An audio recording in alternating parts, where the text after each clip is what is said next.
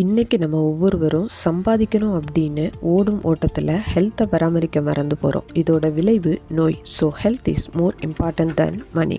இன்றைக்கி low BP, அதாவது hypotension அப்படின்னா என்ன?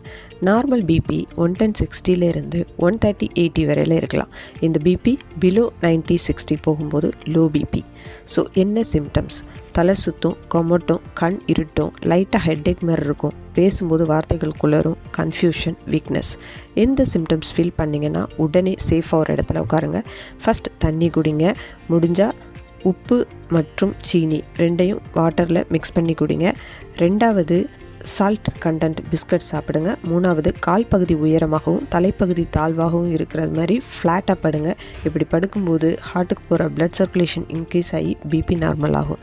தொடர்ந்து சிம்டம்ஸ் ஃபீல் பண்ணுறீங்கன்னா உடனே டாக்டரை பாருங்கள். நெக்ஸ்ட் வீடியோவில் லோ பிபி இருந்தால் என்ன சாப்பிடலாம் அப்படின்றத பார்ப்போம்.